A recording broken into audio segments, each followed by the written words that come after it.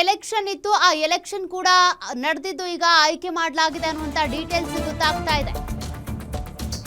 ವಿಧಾನಸಭೆಯ ಸ್ಪೀಕರ್ ಆಗಿ ಜಿಟಿ ಪಾಟೀಲ್ ಆಯ್ಕೆ ಮಾಡಲಾಗಿದೆ. ಅವಿರೋಧವಾಗಿ ಆಯ್ಕೆ ಮಾಡಿರೋದು ಸ್ಪೀಕರ್ ಆಗಿ ಅವಿರೋಧವಾಗಿ ಆಯ್ಕೆ ಆಗಿರುವಂತಹ ಜಿಟಿ ಪಾಟೀಲ್ ಬಿಜೆಪಿ ಜೆಡಿಎಸ್ ಅಭ್ಯರ್ಥಿ ವೋಟ್ ಹಾಕದ ಕಾರಣ ಅವಿರೋಧ ಆಯ್ಕೆ. ಸದನ ಆರಂಭವಾಗ್ತಾ ಇದ್ದಂತೆ ಸ್ಪೀಕರ್ ಆಯ್ಕೆ ಮಾಡಲಾಗಿದೆ. ಸದನ ಬಹಿಷ್ಕರಿಸಿ ಹೊರಗೆ ನಡೆದಿರುವಂತಹ ಕಮಲ ಶಾಸಕರು.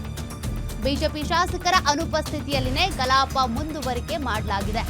ವಿಧಾನಸಭೆ ಕಲಾಪಕ್ಕೆ ಹಾಜರಾಗಿರುವಂತಹ ಜೆಡಿಎಸ್ನ ಸದಸ್ಯರು. ವಿಧಾನಸಭೆ ಸ್ಪೀಕರ್ ಆಗಿ ಸದ್ಯ ಜಿಟಿ ಪಾಟೀಲ್ ಆಯ್ಕೆ ಮಾಡಲಾಗಿದೆ, ಅವಿರೋಧವಾಗಿ ಆಯ್ಕೆ. ಇನ್ನು ಬಿಜೆಪಿಯವರು ಯಾರು ಕೂಡ ಇಲ್ಲಿ ತಮ್ಮ ಮತವನ್ನ ಅಥವಾ ಮತದಾನವನ್ನ ಆ ಪ್ರಕ್ರಿಯೆಯಲ್ಲೇ ಇಲ್ಲ, ಅಲ್ಲಿಂದ ಹೊರಗೆ ನಡೆದಿದ್ದಾರೆ ಅನ್ನೋದು ಗೊತ್ತಾಗ್ತಾ ಇದೆ. ಬಟ್ ಜೆಡಿಎಸ್ನವ್ರು ಅಲ್ಲೇ ಇದ್ದಾರಂತೆ. ಅವ್ರು ಇರ್ಲಿ ಬಿಡ್ಲಿ, ಅವರ ಅನುಪಸ್ಥಿತಿಯಲ್ಲೇ ಈಗ ಕಮಲ ಶಾಸಕರು ಇಲ್ಲದೇ ಇದ್ರೂ ಕೂಡ ಅನುಪಸ್ಥಿತಿಯಲ್ಲೇ ಕಲಾಪ ಮುಂದುವರಿಕೆ ಮಾಡಲಾಗ್ತಾ ಇದೆ. ಬಿಜೆಪಿ ಶಾಸಕರು ಅಲ್ಲಿಂದ ಹೊರ ನಡೆದಿದ್ದಾರೆ. ಜಿಟಿ ಪಾಟೀಲ್ ಅವರ ಆಯ್ಕೆ ಮಾಡಲಾಗಿದೆ. ಇನ್ನು ವಿಧಾನಸಭಾ ಕಲಾಪಕ್ಕೆ ಜೆಡಿಎಸ್ನ ಶಾಸಕರು ಬಂದು ಕೂತಿದ್ದಾರೆ. ಸ್ಪೀಕರ್ ಆಗಿ ಸದ್ಯ ಜಿಟಿ ಪಾಟೀಲ್ ಅವರನ್ನ ಆಯ್ಕೆ ಮಾಡಲಾಗಿದೆ. ಅವಿರೋಧವಾಗಿ ಆಯ್ಕೆ ಮಾಡಿರೋದು. ಹೀಗಾಗಿನೇ ವಿಪ್ ಕೂಡ ಹೊರಡಿಸಲಾಗಿತ್ತು, ಎಲ್ಲರೂ ಕೂಡ ಹಾಜರಿರಬೇಕು ಅಂತ. ಎಲ್ಲರೂ ಬಂದು ಮತದಾನ ಮಾಡಿದ್ದಾರೆ. ಬಟ್ ಬಿಜೆಪಿಯವರು ಯಾರೂ ಕೂಡ ಇವರ ಆಯ್ಕೆಗೆ ಸಂಬಂಧಪಟ್ಟಂತೆ ಸಹಮತವನ್ನು ಸೂಚಿಸಿಲ್ಲ. ಈ ಪ್ರಕ್ರಿಯೆಯಲ್ಲೂ ಅವರು ಭಾಗಿಯಾಗಿಲ್ಲ. ಅಲ್ಲಿಂದ ಹೊರ ನಡೆದಿದ್ದಾರೆ. ಹೊರ ನಡೆದ್ರೂ ಕೂಡ ಅವರ ಅನುಪಸ್ಥಿತಿಯಲ್ಲೇ ಈಗ ಕಲಾಪವನ್ನ ಮುಂದುವರಿಸೋದಕ್ಕೆ ಅಂತ ಮುಂದಾಗಿದ್ದಾರೆ. ವಿಧಾನಸಭೆಯ ಸ್ಪೀಕರ್ ಆಗಿ ಜಿಟಿ ಪಾಟೀಲ್ ಅವರ ಅವಿರೋಧ ಆಯ್ಕೆ ಆಗಿದೆ.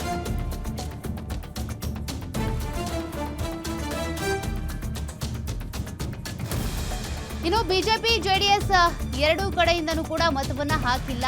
ಆದ್ರೆ ಜೆಡಿಎಸ್ನವರು ಕಲಾಪದಲ್ಲಿ ಕೂತಿದ್ದಾರೆ, ಬಿಜೆಪಿಯವರು ಮಾತ್ರ ಕಲಾಪದಲ್ಲಿ ಕೂತಿಲ್ಲ, ಎದ್ದು ಹೋಗಿದ್ದಾರೆ ಅನ್ನೋದು ಗೊತ್ತಾಗ್ತಾ ಇದೆ. ಸ್ಪೀಕರ್ ಆಗಿ ಸದ್ಯ ಜಿಟಿ ಪಾಟೀಲ್ ಅವರನ್ನ ಅವಿರೋಧವಾಗಿ ಆಯ್ಕೆ ಮಾಡಲಾಗಿದೆ. ಕಲಾಪ ಇವತ್ತು ಎರಡನೇ ದಿನಕ್ಕೆ ಕಾಲಿಟ್ಟಿದೆ. ಬಿಜೆಪಿ ಶಾಸಕರು ಇರದೇ ಇದ್ರೂ ಕೂಡ ಅವರ ಅನುಪಸ್ಥಿತಿಯಲ್ಲಿ ಕಲಾಪ ಮುಂದುವರಿಕೆ ಆಗಿದೆ. ಸದ್ಯ ಜಿಟಿ ಪಾಟೀಲ್ ಅವರ ಆಯ್ಕೆಯನ್ನ ಮಾಡಲಾಗಿದೆ.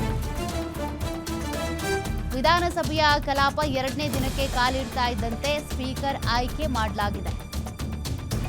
ಮೊನ್ನೆ ಅಷ್ಟೇ ಬಸವರಾಜ ಹೊರಟ್ಟಿ ಅವರ ರಾಜೀನಾಮೆ ಕೊಟ್ಟಿದ್ದಾಯಿತು. ಇವತ್ತು ನಿನ್ನೆ ಅಧಿವೇಶನ ಶುರುವಾಗಿರೋದು. ಇವತ್ತು ಎರಡನೇ ದಿನಕ್ಕೆ ಕಾಲಿಡ್ತಾ ಇದ್ದಂತೆ ಸ್ಪೀಕರ್ ಅವರ ಆಯ್ಕೆಯನ್ನ ಮಾಡಲಾಗಿದೆ.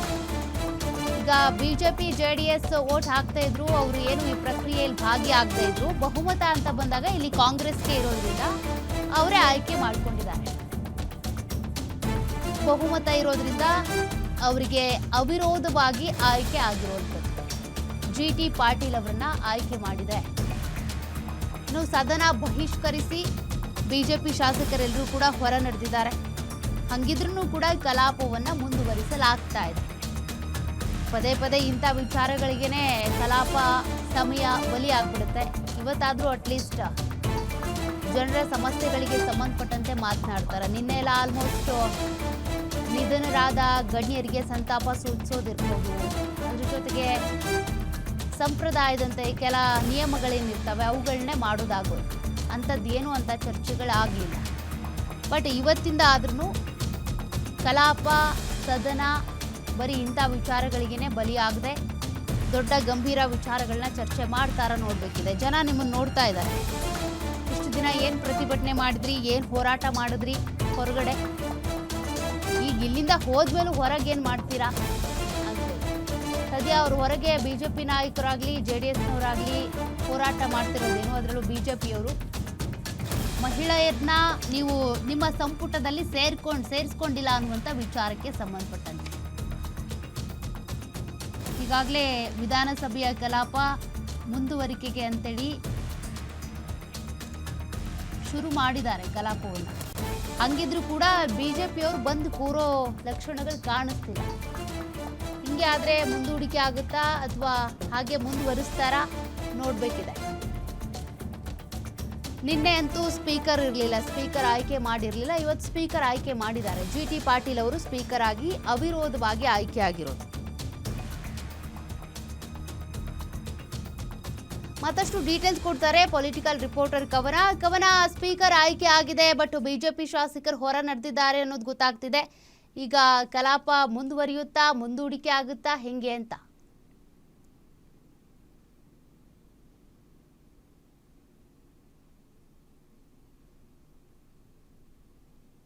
ಓಕೆ, ವಿಧಾನಸಭೆಯ ಸ್ಪೀಕರ್ ಆಗಿ ಜಿಟಿ ಪಾಟೀಲ್ ಅವರನ್ನ ಅವಿರೋಧವಾಗಿ ಆಯ್ಕೆ ಮಾಡಲಾಗಿದೆ. ಬಟ್ ಬಿಜೆಪಿ ಅವರಿಗೆ ಇದ್ಯಾವುದು ಇಷ್ಟ ಇಲ್ಲ, ಅವಿರೋಧ ಆಯ್ಕೆ ಆಗಲಿ. ಅದರ ಜೊತೆಗೆ ಬಸವರಾಜ ಹೊರಟ್ಟಿಯವರ ರಾಜೀನಾಮೆಯನ್ನು ಕೊಡಿಸಲಾಯ್ತಲ್ಲ, ಆ ಒಂದು ಅಸಮಾಧಾನ ಕೂಡ ಇದ್ದೇ ಇದೆ. ಸದ್ಯಕ್ಕೆ ಬಿಜೆಪಿ ಶಾಸಕರು ಯಾರೂ ಕೂಡ ಈ ಪ್ರಕ್ರಿಯೆಯಲ್ಲಿ ಭಾಗಿಯಾಗಿಲ್ಲ. ಇನ್ನು ಸದನವನ್ನೇ ಬಹಿಷ್ಕರಿಸಿ ಅವರು ಹೊರಗೆ ನಡೆದಿದ್ದಾರೆ ಅನ್ನೋದು ಗೊತ್ತಾಗ್ತಾ ಇದೆ. ಬಟ್ JDSನ ಶಾಸಕರು ವೋಟ್ ಹಾಕ್ತಾ ಇದ್ರು, ಬಟ್ ಸದನದಲ್ಲಿ ಕೂತಿದ್ದಾರೆ. ಶಾಸಕರಾಗಿ ಅವ್ರನ್ನ ಆಯ್ಕೆ ಮಾಡೋದು ಯಾರು? ಜನರಿಗೆ ಬೆಲೆ ಕೊಡಬೇಕಲ್ವಾ? ಸದನ ನಡೀತಿರುವಂಥ ಸಂದರ್ಭದಲ್ಲಿ ಸದನದಲ್ಲಿ ಭಾಗಿಯಾಗಬೇಕು ಅನ್ನೋ ಕಾರಣಕ್ಕೆ ಒಬ್ಬೊಬ್ಬರು ಮನಸ್ಥಿತಿ ಒಂದೊಂದು ರೀತಿ. ಬಿಜೆಪಿ ಅವರು ಹೊರ ನಡೆದಿದ್ದಾರೆ, ಬಟ್ JDSನವ್ರು ಕೂತಿದ್ದಾರೆ. ಬಹುಮತ ಕಾಂಗ್ರೆಸ್ಗೆ ಇರೋದ್ರಿಂದ ಕಾಂಗ್ರೆಸ್ ಸದ್ಯಕ್ಕೆ ನೋಡಿ ಕಲಾಪ ನಡೀತಾ ಇದೆ, ಕಲಾಪವನ್ನು ಮುಂದುವರಿಸ್ತಾ ಇದ್ದಾರೆ. ಮುಂದೂಡಿಕೆ ಆಗಿಲ್ಲ ಅನ್ನೋದು ಗೊತ್ತಾಗ್ತಿದೆ. ಇನ್ನು ಕಮಲ ಶಾಸಕರನ್ನ ಒಳಗೆ ಕರ್ಕೊಂಡು ಬರುವಂತ ಕೆಲಸವನ್ನ ವಿಜೇಂದ್ರ ಮಾಡ್ತಾರಾ, ಏನ್ ಕತೆ ನೋಡ್ಬೇಕಿದೆ. ಗುರುಪಾದ ಗೌಡ ಸಂಗನಗೌಡ ಪಾಟೀಲ್ ರವರನ್ನು ಸಭಾಧ್ಯಕ್ಷರ ಪೀಠಕ್ಕೆ ಕರೆದುಕೊಂಡು ಬರಬೇಕೆಂದು ಕೋರುತ್ತೇನೆ.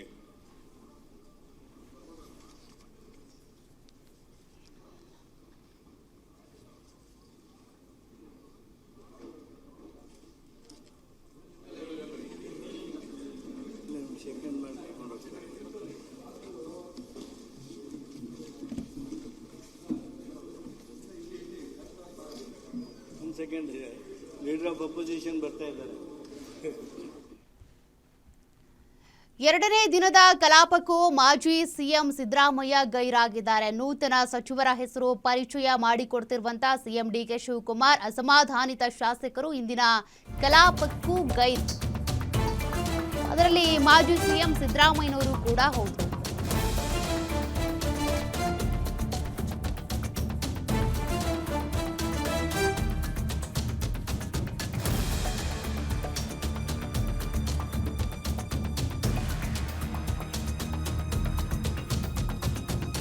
ಮಾಜಿ ಸಿಎಂ ಸಿದ್ದರಾಮಯ್ಯ ಸೇರಿದಂತೆ ಕೆಲ ಅಸಮಾಧಾನಿತ ಶಾಸಕರು ಕೂಡ ಇವತ್ತು ಸದನಕ್ಕೆ ಬಂದಿಲ್ಲ. ಅದರಲ್ಲಿ ಎಂ ಕೃಷ್ಣಪ್ಪ, ಪ್ರಿಯಾ ಕೃಷ್ಣ, ಯಶವಂತರಾಯಗೌಡ ಪಾಟೀಲ್ ಆಬ್ಸೆಂಟ್ ಆಗಿದ್ದಾರೆ. ನಾರಾಯಣಸ್ವಾಮಿ, HC ಮಹದೇವಪ್ಪ, RV ದೇಶಪಾಂಡೆ ಕೂಡ ಗೈರಾಗಿದ್ದಾರೆ. ಸಚಿವ ಸ್ಥಾನ ಸಿಗ್ಲಿಲ್ಲ ಅನ್ನೋದು ಒಂದು. ಅದ್ರ ಜೊತೆಗೆ ಮಾಜಿ ಸಿಎಂ ಸಿದ್ದರಾಮಯ್ಯ ಏರಿದ್ದಾರೆ. ಕೆಲ ಹೆಸರನ್ನ ಸೂಚಿಸಿದ್ರು, ಅವ್ರಿಗೆ ಕೊಟ್ಟಿಲ್ಲ. ಯಾರಿಗೆ ಬೇಡ ಅಂತ ಅಂದಿದ್ರು ಅಂಥವ್ರಿಗೆ ಸಚಿವ ಸ್ಥಾನ ಕೊಟ್ಟಿದ್ದಾರೆ. ಅದ್ರ ಬಗ್ಗೆ ಮಾಜಿ ಸಿಎಂ ಸಿದ್ದರಾಮಯ್ಯನವ್ರಿಗೆ ಅಸಮಾಧಾನ ಇದೆ. ಬಟ್ ಎಲ್ಲೂ ಕೂಡ ಅವರು ತೋರ್ಪಡಿಸಿಲ್ಲ, ಬಹಿರಂಗವಾಗಿ ವ್ಯಕ್ತಪಡಿಸಿಲ್ಲ. ಬಟ್ ಅವರ ಅಸಮಾಧಾನ ಏನು ಅನ್ನೋದು ಸಿಎಂ DK ಶಿವಕುಮಾರ್ಗಾಗಲಿ ಅಥವಾ ಉಳಿದಂಥ ಶಾಸಕರಿಗಾಗಲಿ ಮಿನಿಸ್ಟ್ರಿಗಾಗಲಿ ಗೊತ್ತಿದೆ. ಯಾಕೆ ಅವರು ಅಂತರ ಕಾಪಾಡ್ಕೊಳ್ತಿದ್ದಾರೆ, ಯಾಕೆ ಅವರು ಪ್ರಮಾಣ ವಚನ ಕಾರ್ಯಕ್ರಮಕ್ಕೆ ಬರಲಿಲ್ಲ. ಈಗ ಸದನಕ್ಕೂ ಕೂಡ ನಿನ್ನೆನೂ ಬಂದಿಲ್ಲ, ಇವತ್ತು ಕೂಡ ಗೈರಾಗಿದ್ದಾರೆ. ನನ್ನ ಕಾರ್ಯಕರ್ತರನ್ನೆಲ್ಲ ಕಳಿಸಿ ನೋಡ್ಸಿಸ್ಬಿಟ್ಟು ಆಮೇಲೆ ಕೊನೆಗೆ ಇಡೀ ನನ್ನ ಕ್ಷೇತ್ರದಲ್ಲಿ ಅದನ್ನ ಇಂಪ್ಲಿಮೆಂಟ್ ಮಾಡಿದೆ. HK ಪಾಟೀಲ್ಗೆ ಕರ್ಕೊಂಡು ಹೋಗಿ ಅದನ್ನ ಒಂದ್ ನಿಮಿಷ ಅಣ್ಣ ಮಾತಾಡೋಣ, ಅದಕ್ಕೆಲ್ಲ ಮಾತಾಡಕ್ಕೆ ಬೇಕಾದಷ್ಟು ಟೈಮ್ ಇದೆ. ಚರ್ಚೆಯವರಂತೆ ಮಾಡ್ತಾ ಇದೀನಿ. ಆಲೆ ಡೋಂಟ್ ರಿಪೇರಿ ಮಾಡೋಣ, ಎಲ್ಲರೂ ರಿಪೇರಿ ಮಾಡೋಣ, ಎಲ್ಲದೂ ರಿಪೇರಿ ಮಾಡೋಣ. ನಾನು ಇರೋದು ಹೇಳ್ತಾ ಇದ್ದೀನಿ. ಶುದ್ಧ ಘಟಕ ನೀರನ್ನ ಫಸ್ಟ್ ಅಲ್ಲಿ ಮಾಡಿದ್ರು, ಇವ್ರು ಮಾಡಿದ್ರು, ಇದನ್ನ ನೋಡ್ಬಿಟ್ಟು ನಾನು ಮಾಡಿದೆ ಅಂತ ಹೇಳ್ತೀನಿ. ನಾನೇ ಇದಕ್ಕೆ ಟಿವಿಗಳೆಲ್ಲ ಬರೆದ್ರು ನನ್ನ ಬಗ್ಗೆ, ಶುದ್ಧ ಘಟಕದ ಬಗ್ಗೆ. ಇರ್ಲಿ ಪಾಪ ಮಾಡಿದ್ದಾರೆ, ಮಾಡಿದ್ ನೆನ್ಸ್ಕೋಬೇಕಲ್ಲ ಅವ್ರು ಮಾಡಿದ್ನ. ಅವ್ರ ಸಂಸ್ಥೆಯಲ್ಲಿ ನಾನು ಕಣ್ಣಲ್ಲಿ ನೋಡಿದ್ನ, ನಾನು ಕಿವಿಲೇನು ಕೇಳಲ್ಲ, ಇಷ್ಟ ಇಲ್ಲ ನನಗೆ. ಐ ಬಿಲೀವ್ ಒನ್ ಥಿಂಗ್, ಬರೀ ಕಣ್ಣಲ್ಲಿ ನೋಡೋದು ಮಾತ್ರ ನನಗೆ ಸಮಾಧಾನ. ಅದು ಕಣ್ಣಲ್ಲಿ ನೋಡೋದು ನಾನು ಹೇಳ್ತಾ ಇದ್ದೀನಿ. ಎರಡೇ ಕಣ್ಣಿರೋದು, ಎರಡೇ ಕಿವಿ ಇರೋದು. ಬಟ್ ಕಿವಿ ಯಾವಾಗಲೂ ಮುಚ್ಕೊಂಡಿರ್ತೀನಿ, ಕಣ್ಣನ್ನು ಮಾತ್ರ ಯಾವಾಗಲೂ ತಕ್ಕೊಂಡಿರ್ತೀನಿ. ಸೊ ಹಂಗೆ ಅಲ್ಲಿ ರಾಜೀವ್ ಗಾಂಧಿ ಅವರು, ನಮ್ಮ ನಾಯಕರಾದ ರಾಜೀವ್ ಗಾಂಧಿ ಹೆಸರಿಟ್ಟಿದ್ದಾರೆ ಶಿಕ್ಷಣ ಸಂಸ್ಥೆಗೆ. ಶಿವಯೋಗಿ ಟ್ರಸ್ಟ್ಗೂ ಕೂಡ ಆಗಿದ್ದಾರೆ. ನಾನು ನಮ್ಮಲ್ಲಿ ಕೆಲವು ಡಿಫರೆನ್ಸ್ ಬಂದಾಗ ಅವ್ರ ಕ್ಷೇತ್ರಕ್ಕೆ ಹೋಗಿ ನಮ್ಮ ರಂಭಾಪುರಿ ಶ್ರೀಗಳ ಪಾದಕ್ಕೆ ನಮಸ್ಕಾರ ಹೇಳಿ ತಪ್ಪು ಮಾಡಿದ್ದೀನಿ ಸ್ವಾಮಿ ಅಂತ ಇವರ ಮುಂದೆನೆ ಕ್ಷಮಾಪಣೆ ಕೂಡ ಕೇಳಿದೆ. ಬೇಕಾದಷ್ಟು ಟೀಕೆಯನ್ನು ಅನುಭವಿಸಿದೆ ಇದು ವೀರಶೈವ ಸಮಾಜದ ವಿಚಾರದಲ್ಲಿ. ಸೊ ಹಂಗೆ ಅಂದಾನೇಶ್ವರ ಶಿಕ್ಷಣ ಸಂಸ್ಥೆ ಕೂಡ ಅವರು ಬಹಳ ದೊಡ್ಡ ಮಾಡ್ತಾ ಇದ್ದಾರೆ. ಪುಟ್ಟರಾಜ್ ಕವಿ ಗೋವಾಯಿ ಅವರ ಅಂತರ ಶಿಕ್ಷಣ ಸಂಸ್ಥೆಯಲ್ಲಿ ಕೂಡ ಅವರು ಬಹಳ ಮುಂದಾಗಿ ಕೆಲಸವನ್ನ ಮಾಡ್ತಾ ಇದ್ದಾರೆ. ಸೊ ಹೇಮರೆಡ್ಡಿ ಮಲ್ಲಮ್ಮನವರ ವೀರಶೈವ ಲಿಂಗಾಯತರ ಆ ಸಮಾಜದಲ್ಲೂ ಕೂಡ ಅವ್ರದೇ ಆದಂತಹ ಒಂದಿದೆ. ಬಟ್ ನನಗೆ ಒಟ್ಟಾರೆ ಇದೊಂದು ಕುಟುಂಬ ಬಹಳ ದೊಡ್ಡ ಶಿಸ್ತಿನ ಕುಟುಂಬ. ರೈತನ ಬದುಕಿಗೆ ರೈತ ಇವತ್ತು ಕೂಡ ಬಹಳ ದೊಡ್ಡ ಅಪ್ಪಟ ರೈತರ ಒಂದು ಕುಟುಂಬ. ಅಧ್ಯಕ್ಷರೇ, ನಿಮಗೆ ಭಗವಂತ ಒಳ್ಳೇದು ಮಾಡಲಿ. ತಾವು ಆ ಸ್ಥಾನದಲ್ಲಿ ಕೂತ್ಕೊಂಡು ನಿಮಿಷ ಪ್ಲೀಸ್ ಕೂತ್ಕೊಂಡು ನಾನು ಬರೀ ನಮ್ಮನ್ನು ಮಾತ್ರ ನೋಡಿ ಈ ಕಡೆ ಮಾತ್ರ ನೋಡಿ ಇರ್ತದೆ. ಇದು ಒಂದು ದೊಡ್ಡ ಪೀಠ. ನನಗೆ ನಮ್ಮ ಶಿವರಾಜ್ ಪಾಟೀಲ್ ಯಾವುದೋ ಒಂದು ಪುಸ್ತಕದಲ್ಲಿ ಒಂದು ಬರೆದಿದ್ದಾರೆ, injustice should not be ಫ್ಲೋನ್ from the seat of justice ಅಂತ.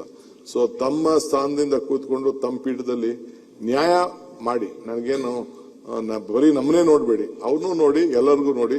ಇದೊಂದು ಸ್ಥಾನಕ್ಕೆ ಎಂತೆಂಥ ಕೃಷ್ಣರವರು, ವೈಕುಂಠ ಬಾಳಿಗ, ರಮೇಶ್ ಕುಮಾರ್ ಅವರು, ಅವರೆಲ್ಲ ಕೂಡ ಬಹಳ ನಮ್ಮ ಖಾದರ್ ಅವರ ಕಾಲದವ್ರಿಗೂ ಕೂಡ ನಮ್ಮ ಜಗದೀಶ್ ಶೆಟ್ಟರ್ ಅವರೆಲ್ಲ ಕೂಡ ಬಹಳ ದೊಡ್ಡ ದೊಡ್ಡ ಸೇವೆಯನ್ನು ಮಾಡ್ಕೊಂಡು ಬಂದಿದ್ದಾರೆ. ನಿಮ್ಗೆ ಯಶಸ್ಸಾಗ್ಲಿ. ನಿಮಗೂ ಕೂಡ ಈ ರಾಜಕೀಯದಲ್ಲಿ ಸ್ಪೀಕರ್ ಸ್ಥಾನಕ್ಕೆ ಹೋದ ತಕ್ಷಣ ಇದು ಏನಪ್ಪಾ ನನ್ನ ರಿಟೈರ್ಮೆಂಟ್ ಮಾಡಕ್ ಕೊಟ್ಬಿಟ್ಟವ್ರೆ ಅನ್ನೋದು ಬೇಡ. ನೀವು ಕೂಡ ಎಲ್ಲಿಗೆ ಬೇಕಾದ್ರೂ ಆಗ್ಬೋದು. There is a sky is a limit. So ಈಗ ಎತ್ತರವಾಗಿದ್ದೀರಿ, ಇನ್ನ ಎತ್ತರವಾಗಿ ತಾವು ಬೆಳಿಲಿಕ್ಕೆ ಭಗವಂತ ನಿಮ್ಗೆ ಅವಕಾಶ ಕೊಡ್ಲಿ ಅಂತೇಳಿ ನಾನು ನಮ್ಮೆಲ್ಲ ಶಾಸಕರ ಪರವಾಗಿ, ನನ್ನ ವಿರೋಧ ಪಕ್ಷದ ಶಾಸಕರ ಪರವಾಗಿ ನಾವೆಲ್ಲ 224 ಜನಕ್ಕೆ ಕೂಡ ತಮಗೆ ಶುಭವನ್ನ ಹಾರೈಸ್ತಾ ಇದ್ದೇನೆ. ತಮಗೆ ಯಶಸ್ಸಾಗಲಿ.